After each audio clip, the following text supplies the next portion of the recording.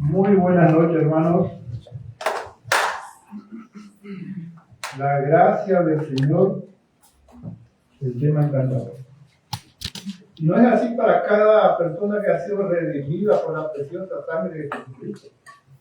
La gracia que nos alcanzó a nosotros mediante la obra de nuestro Señor Jesucristo, mediante la fe que el Señor nos dio para que podamos depositar en Él y ser salvos. ¿No es maravillosa esa historia de gracia para cada persona que ha sido redimido? No importa el lugar donde estaba, si fuese un religioso, si fuese un asesino, alguien que había caído muy bajo, pero la gracia del Señor le alcanzó y su vida fue transformada, y después de eso toda su vida puede cantar a esa gracia al Señor del Señor. Y hoy quiero hablar de una historia de la gracia del Señor. Uno de los libros que escribió Lucas. Lucas escribió 2 libros en el Nuevo Testamento. Uno de los 4 evangelios, el Evangelio de San Lucas, fue escrito por él. También otro de los libros fue escrito el libro de los Hechos. Y ahí tanto en Lucas como en el libro de los Hechos nos narra historias de la gracia de Dios. Historias de personas que han tenido esa mirada de fe al Señor Jesucristo y han sido salvos. Porque no hay otro salvación que solo en Jesucristo. Cualquier persona que no viene por fe al Señor Jesucristo es condenado. Tiene el destino del infierno. No importa si vive una vida moralmente buena o está hundido en sus pecados, su vicio. Pero si vemos a través del libro de Lucas, vemos a ese pescador que luego de ver esa pesca maravillosa, él cayó rendido a los pies de Cristo y le dijo al Señor Jesucristo, que fue Pedro: aléjate de mí, que soy un hombre pecador. Quedó maravillado por la persona de Jesucristo. Vio que no era un hombre normal. Vio la divinidad de Jesucristo en esa persona que estaba al lado de él. Vemos también la historia de Leví, ese publicano, recaudador de impuestos, que era realmente aborrecido por los religiosos de la sociedad. Cuando el Señor le llamó, él dijo: ve y sígueme, dejando todo. Dejó todo y siguió al Señor Jesucristo. Él hizo una fiesta, invitó a todos sus amigos y luego su vida fue transformada porque fue discípulo del Señor Jesucristo. Su vida ya fue cambiada. También vemos ese publicano que era un recaudador de impuestos, ese pequeño hombre que fue faqueo, que quería que ya el Señor Jesucristo en ese tiempo fue popular por los milagros que hacía por su vida, y ese hombre quería verle, era muy pequeño, subió a un árbol, pero el Señor pasó por debajo del árbol, le miró y dijo: Zaqueo, es necesario que hoy repose en tu casa. Zaqueo urgentemente bajó del árbol, fue a su casa, recibió al Señor Jesucristo, y a quienes la acusaban dijo: yo de todo lo que tengo doy la mitad a los pobres, y si alguno es defraudado, como decía la ley, devuelvo 4. Y el Señor dijo: hoy ha venido salvación a esta casa. Un hombre que fue transformado por la presencia y la obra del Señor Jesucristo, por la fe que puesta en Cristo. Y así vemos hasta al terminar el libro de Lucas, ese hombre que era uno de los dos ladrones, malhechores que estaban clavados junto al Señor Jesucristo, uno al lado del otro, que primero blasfemaban, se burlaban y le decían al Señor Jesucristo: si tú eres hijo de Dios, ¿por qué no nos bajas de esta cruz? Pero en un momento fue esa mirada, fue quitar el velo que le impedía ver, y ese hombre le dijo al otro: nosotros justamente estamos aquí, debido a nuestra obra estamos crucificados, estamos sufriendo. Pero el que estaba en medio, porque era Jesucristo, dijo: él nada a esto. Y aún en su estado, que estaban cerquita de su muerte, pudo ver en Cristo que había esperanza. No importa la vida que ha vivido, Importaba sí, pero en ese momento ya no había oportunidad de rehacer su vida porque su muerte estaba cercana. Pero pudo decirle al Señor Jesucristo, no porque él merecía, sino por misericordia, dijo, Señor, acuérdate de mí cuando vengas en tu reino. El Señor Jesús le puede decir, ¿qué te voy a acordar de ti si tu vida fue un desastre? Tu vida fue lejos de mí, tu vida fue de maldad. Pero el Señor no le dijo eso. El Señor le dijo, hoy estarás conmigo en el paraíso. Ese hombre que vivió una vida perversa, pero pudo poner la mirada de fe en el Señor Jesucristo. Y al instante, la vida de él. Ese hombre no fue librado de los dolores de la cruz porque tuvo un tiempo, después que el Señor murió, crucificado con dolores, los espasmos, y tuvo que ser golpeado, quebrado su hueso para morir. Pero en ese día estuvo en la presencia del Señor, porque puso su mirada de fe al Señor Jesús. Y ahí en los libros lo he hecho. Luego que comenzara la iglesia con la venida del Espíritu Santo, esa promesa que vino a los discípulos, cuando Pedro predicó a esa multitud, y la multitud, después de que Cristo le predicó a Cristo y ya se crucificado y habló de la culpabilidad de ellos, que ellos habían rechazado a Cristo, y ellos dijeron, ¿qué debemos hacer para ser salvos? Y ahí el Señor le proclamó, Pedro le proclamó el Evangelio, y una multitud fue pasada de muerte a vida. Una conversión masiva. Nos dice miles de personas. Y luego otra predicación, luego de un milagro que hizo el Señor a través de Pedro, otra multitud creyó en el Señor Jesucristo. Y comenzó la iglesia, buscante, glorioso. Vemos también ese encuentro que tuvo ese Felipe con el etíope, que iba leyendo el libro de Isaías y no entendía nada, pero el Espíritu Santo le dijo a ese hombre de Dios que se acerque a él, y ese le explicó el Evangelio y le mostró cómo Jesucristo era el cumplimiento de esa profecía que estaba en Isaías. Y ese hombre, luego de creer en su corazón, tuvo un encuentro con Jesús. Y en el momento dijo, ¿qué impide para que yo sea bautizado? Felipe lo bautizó.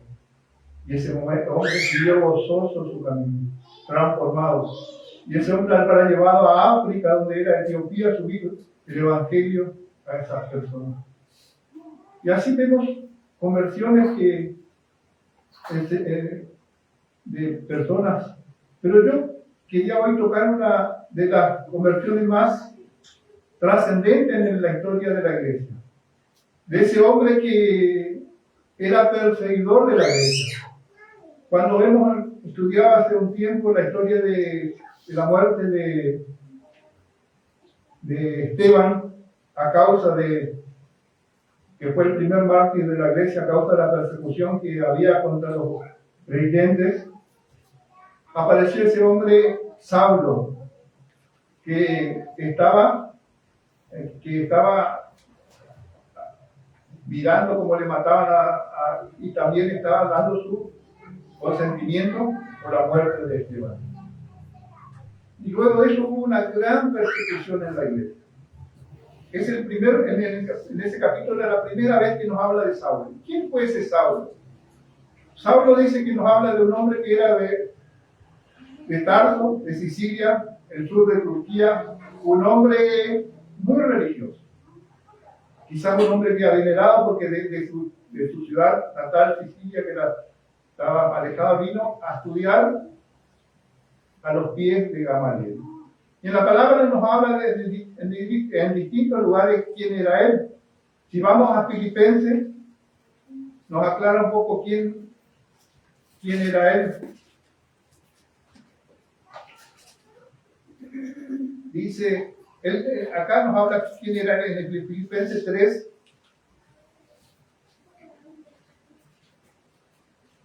Capítulo 4, nos habla de su vida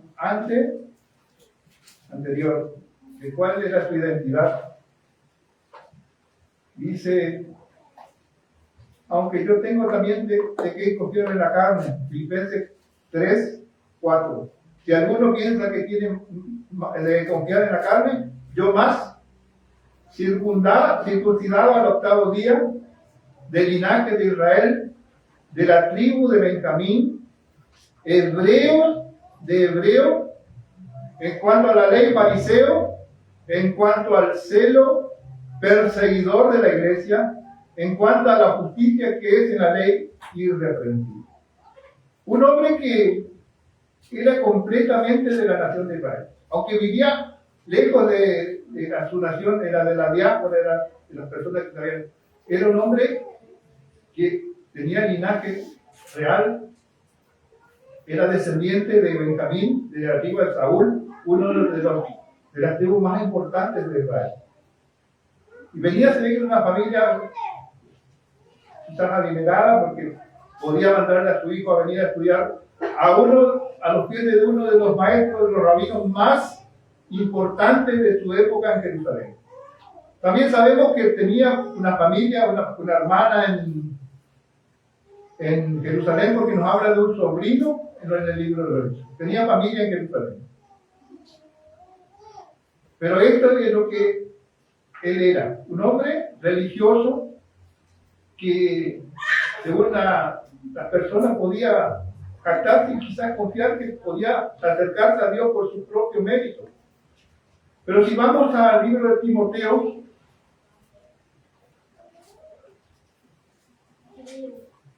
primera Timoteo, él luego pudo decir esto en primera Timoteo 12, dice: doy gracias al Señor, al que me fortaleció. Primera Timoteo 1:12. Doy gracias al que me fortaleció, a Cristo Jesús, nuestro Señor, porque me tuvo por fiel, poniendo en el ministerio, habiendo yo sido antes blasfemo, perseguidor e injuriador. Además de los religiosos, era un fanático de la religión judía. Y si vamos a los Hechos, al libro de Hechos 26,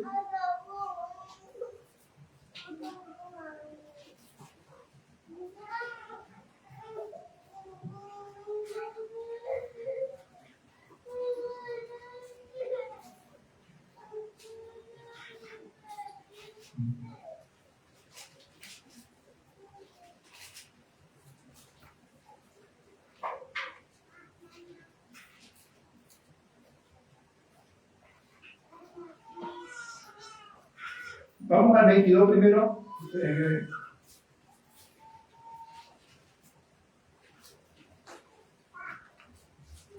Habla de 22, dice el 22, capítulo 2, dice: yo de cierto soy judío, nacido en Tarso, Cilicia, pero criado en esta ciudad, en Jerusalén, instruido a los pies de Gamaliel, estrictamente conforme a la ley de nuestros padres, celoso de Dios como hoy lo soy por todos vosotros. Perseguía yo a este camino, así le llamaban en principio a los creyentes, los del camino, hasta la muerte, prendiendo y entregando en cárceles a hombres y mujeres como el sumo sacerdote también me es testigo, y todos los ancianos, de quienes también recibí carta para los hermanos. Y fui a Damasco para traer preso a Jerusalén a todos aquellos que estuviesen allí, para que fuese castigado. Fue tanto el celo que tenía por su religión, en su ignorancia, que él creía que estaba haciendo un favor a Dios persiguiendo a la vida. Él creía que ese grupo de personas que eran seguidores de ese hombre muerto y resucitado, que decían, era una secta blasfema que estaba quitando honor al Dios que él creía. Y él creía que servía a Dios. Pero si volvemos al Hechos capítulo 9, comenzamos, dice, nos relata la conversión.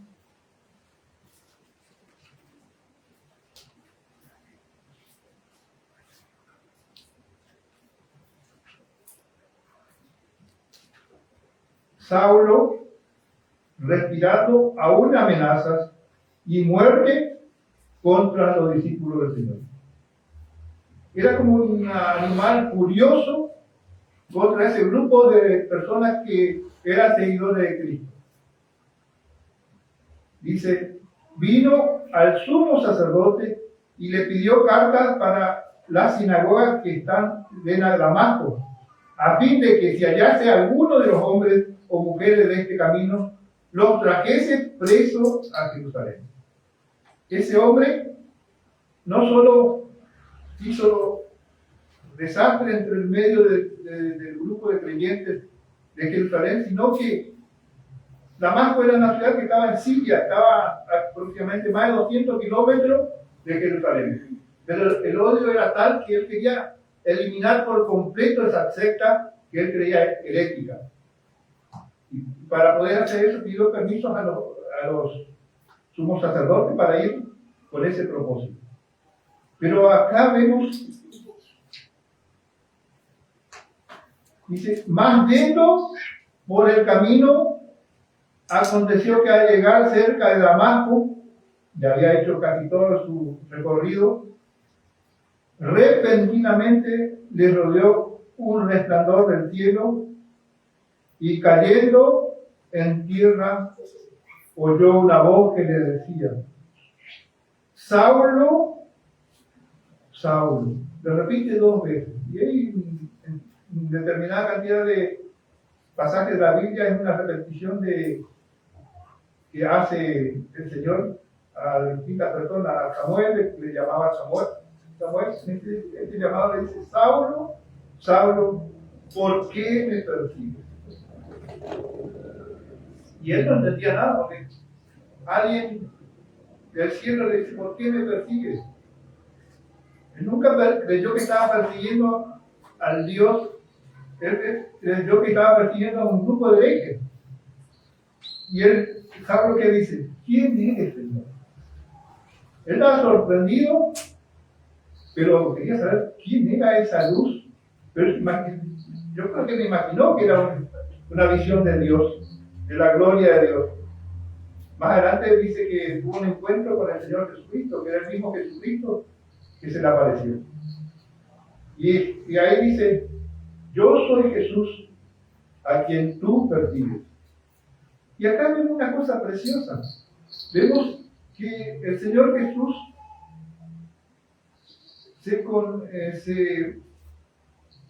el hecho de que él diga de que este hombre estaba persiguiendo a su iglesia, él dice, ¿me están persiguiendo a mí? Porque cada cristiano que ha sido redimido forma parte del cuerpo de Cristo, que es la iglesia, y él es la cabeza del cuerpo. Y hoy, como con cualquier tiempo, la iglesia fue atacada, pero cada vez que fue atacada, estaba siendo atacada a Cristo mismo. Hoy vemos que hay países donde no se permite proclamar el Evangelio, no se permite vivir el Evangelio, no se permite tener una Biblia. Y hoy están siendo muertos en países africanos, en países coreanos, Corea del Norte y otros países que son perseguidos, como fueron perseguidos. Pero no están persiguiendo solo a los creyentes, están persiguiendo al Señor Jesucristo. Dios está viendo eso. Y a pesar de ello, muchas personas están recibiendo la gracia de Dios en esos países, aún siendo muertos, le cuesta la vida para ser creyente. Y acá dice él, ¿por qué me persigues? Dice, ¿quién? Yo soy Jesús a quien tú persigues. Y acá él se da cuenta que esa secta que él perseguía y que creían en un hombre que había muerto y que decían que resucitó, era una verdad absoluta. Porque un muerto no le puede hablar a él. ¿Ya? Pero no solo eso, sino ese Jesús era el Dios de la gloria. Y le dijo, yo soy Jesús a quien tú persigues.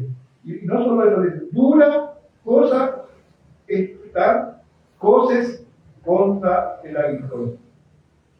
Y esto es decir, de nada te sirve estar pateando contra algo puntiagudo, porque te vas a lastimar. Tú te estás lastimando. Tú practicas la iglesia. Tú crees que estás haciendo bien, pero no estás haciendo bien.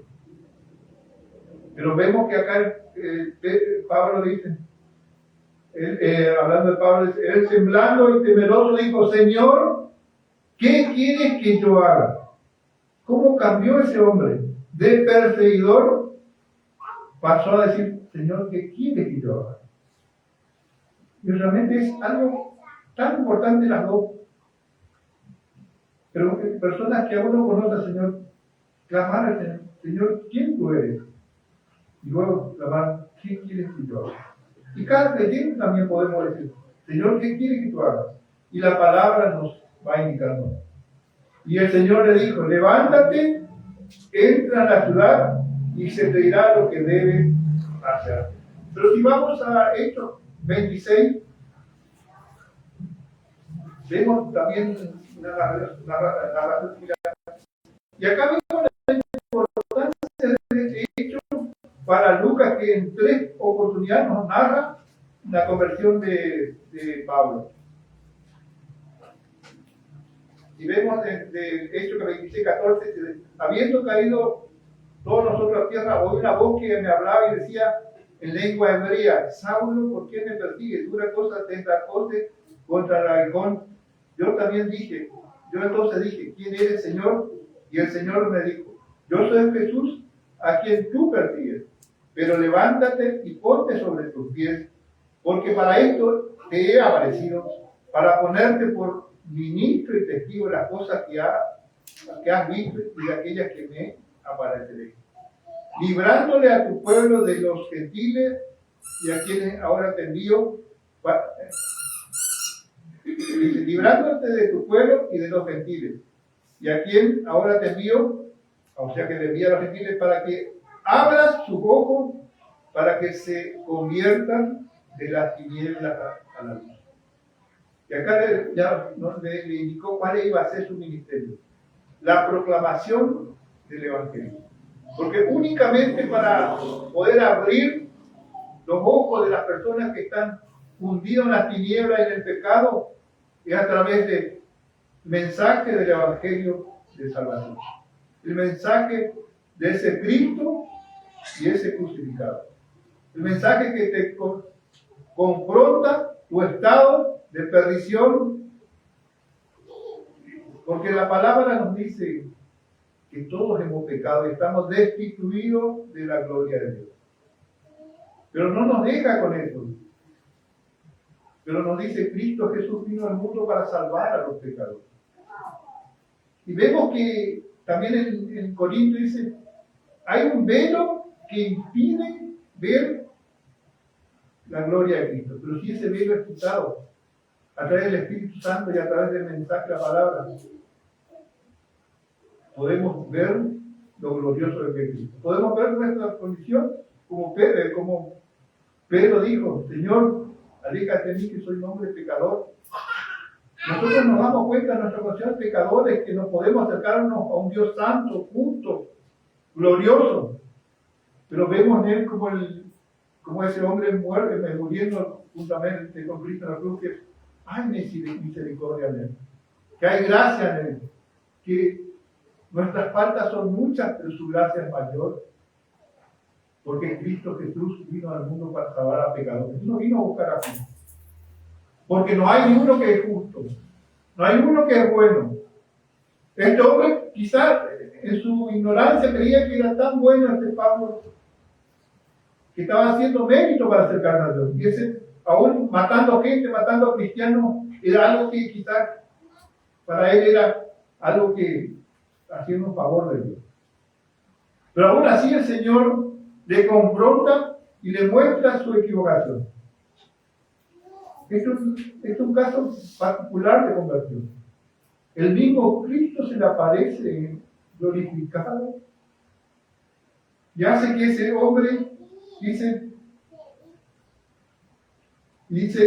seguimos leyendo en el 9,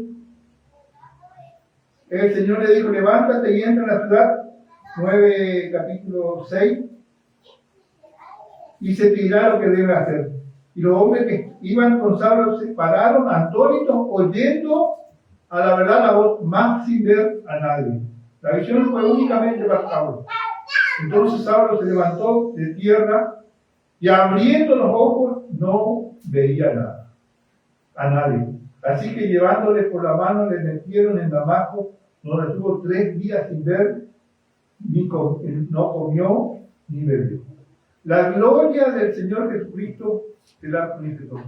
Y su vista quedó ciego ese hombre. Por 3 días no pudo ver nada. Pero cuántas cosas en su mente habrá pasado durante esos 3 días. Su vida entera habrá pasado en esos 3 días que fue, dice, estuvo orando, ayunando durante 3 días. Y quizás diciendo cuánta maldad habré hecho en contra de este Jesús, y este me aparece hoy. Pero el Señor, en su misericordia, ya vemos más adelante, entonces Saulo dice, había entonces en Damasco un discípulo llamado Ananías, a quien el Señor dijo en visión, Ananías. Y él respondió, heme aquí, Señor. Y el Señor le dijo, levántate y ve a la calle que se llama Derecha y busca en casa de Judas a uno llamado Saulo de Tarso, porque aquí él ora. Ese hombre que como judío oraba seguro, pero oraba consigo mismo como oraban ese judío que decía, gracias Señor porque no soy como los otros, gracias Señor porque soy hebreo de hebreos, soy de la tribu de Benjamín, soy fariseo, no soy como los otros, pero ahora oraba al Señor Jesucristo. Su corazón fue cambiado, aunque estaban sus ojos ciegos, pero sus ojos de la fe fueron abiertos y podía orar al Señor de gloria. Y esos 3 días quizás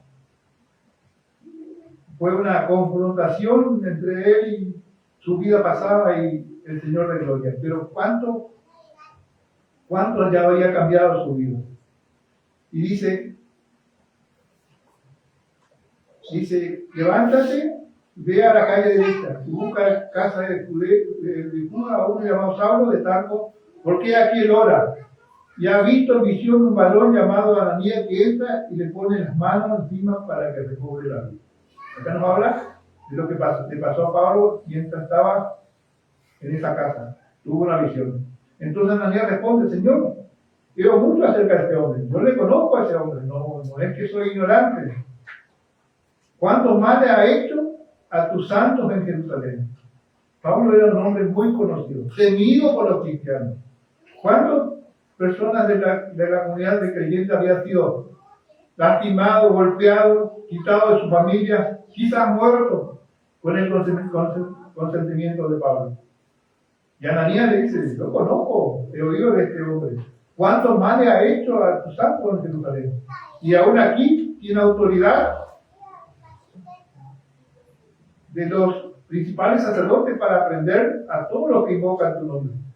Ellos estaban sabiendo a qué venía Pablo, a Saulo, que después de cambiar, que después también es Pablo. Y el Señor le dijo, ve. El Señor sabía lo que pasaba, porque instrumento escogido me es este, para llevar mi nombre en presencia de los gentiles, de los reyes y de los hijos de Israel, porque yo le mostraré cuánto le es necesario padecer por mi nombre. Y acá vemos que cuán diferente es el mensaje que le da el Señor a Ananías. Bueno, tú tienes que ir, porque ese hombre es el instrumento que yo escogí para llevar el Evangelio a gentiles y a reyes y a los hijos de Israel. Porque yo le mostraré cuánto le es necesario padecer por mi nombre. Hoy muchas veces se proclama que un evangelio que te prospera en tus bienes, que resuelve tus problemas, pero acá el mensaje que le dice es muy distinto. Le dice, yo le mostraré cuánto le es necesario padecer por mi nombre.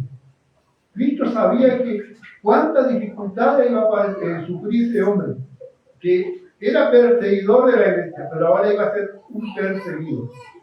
Primero fue perseguido por la gracia de Dios, porque este hombre encontró a Cristo cuando él no buscaba a Cristo. Cuando él venía a destruir la obra de Dios en Damasco. El Señor en su misericordia le dio un encuentro. Le quitó la venda de su ojo y le puso un ojo de la fe para que él pueda ver al Cristo crucificado. Pero tampoco nos prometió una vida llena de rosas.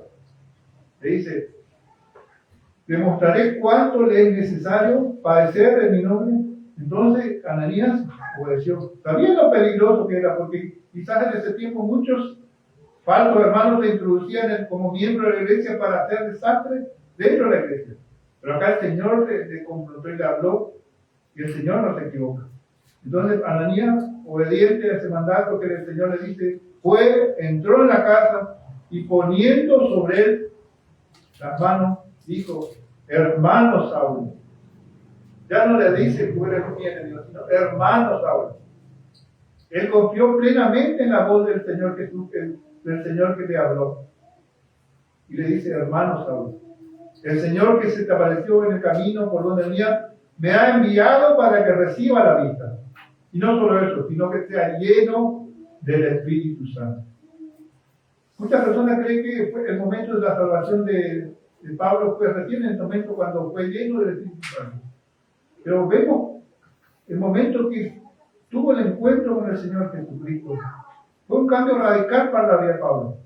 En ese momento le dice, ¿quién eres, Señor? El Señor no era cualquiera que le llamaban Señor. El Señor era el Jehová y le dice, ¿qué quieres que haga? Yo creo que el momento de salvación era en ese momento, cuando se fue confrontado con el Señor Jesucristo. Y luego que comenzó a orar, quizás tuvo un proceso durante esos 3 días, pero la vida nueva de él ya estaba en su corazón. Y la iglesia estaba en un proceso distinto, porque realmente hoy cada cristiano que arrepentido de sus pecados viene a la pies de Cristo, en el momento es bautizado en el Espíritu Santo a la iglesia. El Espíritu Santo viene a poner la morada en esta persona. Pero en este momento dice que él vino y dice, me ha enviado para que reciba la vista y sea lleno del Espíritu Santo. Y al momento le cayeron las camas, recibió al instante la vista, levantándose, fue bautizado. El apóstol Pablo, como cualquiera de nosotros, debía ser obediente al mandato que le hizo el Señor Jesús a sus discípulos. Y hacer discípulos bautizándole en el nombre del Padre, del Hijo y del Espíritu Santo. Cualquier persona que ha depositado la fe en el Señor Jesucristo, el próximo paso es bautizar. Porque ese es el mandato. No para salvación, sino como ser obediente a la voz de Cristo. Te arrepentiste, creíste, pusiste la fe en el Hijo de Dios, en el Cristo resucitado. El próximo paso es bautizar. Y habiendo tomado alimento, recobró fuerza y estuvo Saulo por algunos días con los hijos que estaban en la mano. De ser enemigo de ese pueblo, pasó a ser parte del pueblo. ¿Y cuán bendecidos somos nosotros por ese hecho que ocurrió ese día? Si vemos el Nuevo Testamento, ¿cuántos libros tenemos que Dios usó a Pablo para cuántas cartas? Romanos, Corintios, Gálatas, Efesios, Filipenses, Colosenses, Tesalonicenses, Timoteo, las cartas de Timoteo, de Tito, de Filemón, quizás hasta un hebreo, fueron cartas que el Señor usó al apóstol Pablo. Si vamos a Timoteo otra vez,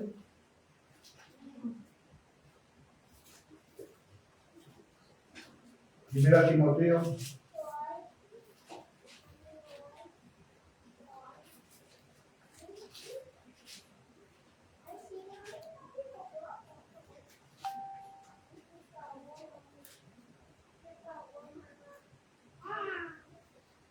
dice en capítulo 15, 1:15 dice, palabra fiel es esta y digna de ser recibida por todos, que Cristo Jesús vino al mundo para salvar a los pecadores, de los cuales yo soy el primero, dice Pablo.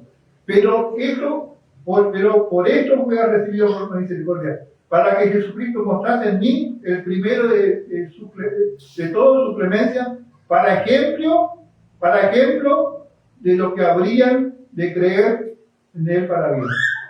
La conversión de Pablo es un ejemplo para cada creyente de su misericordia, de su gracia, de su amor. No importa hasta dónde has caído, no importa qué religión tengas, solo en Cristo hay salvación. Cristo es el camino, Cristo es la verdad, Él es la vida. Nadie viene al Padre si no por Él. Si tú no tienes a Cristo, no tienes la vida. Y la ira de Dios está sobre ti. Que el Señor le diga sobre ti.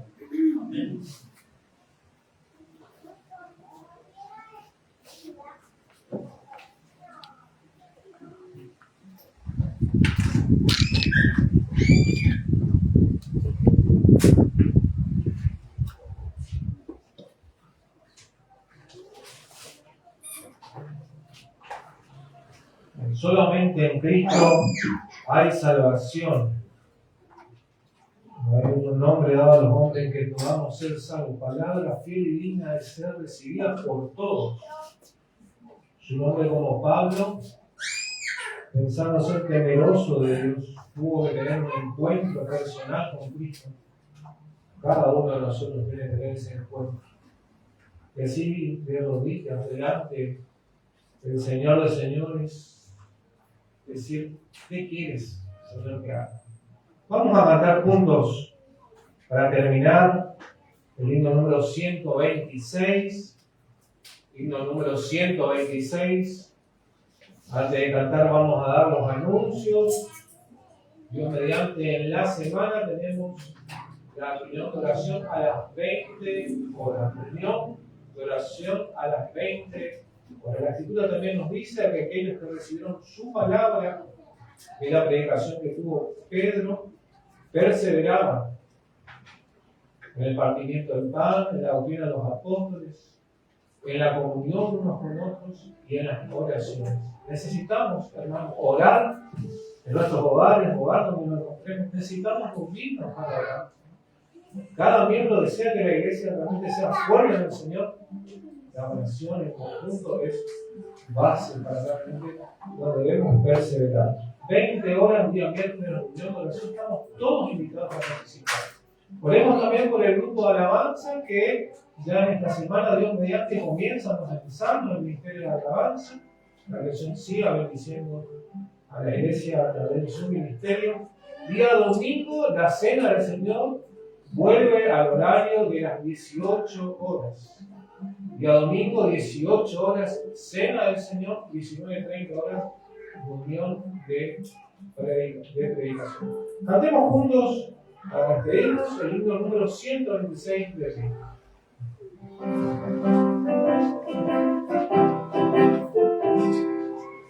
Alabando en la oscuridad, nos salvó Jesús, y con su amor y gran obra, el nombre de su luz. Gozo tengo en mi corazón, gozo, por su salvación. Desde que a Jesús vi, a su lado fui, de su amor y gozo yo he sentido en mí.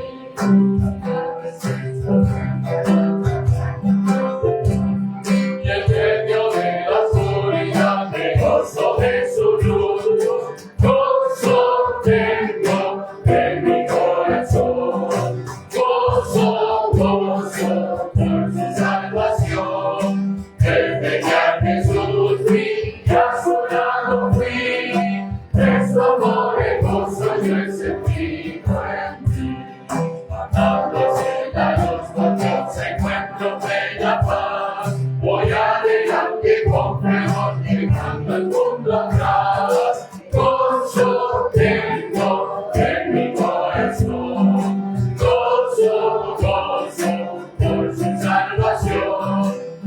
desde que a Jesús vi, a su lado fui, de su amor y gozo yo he sentido en mí.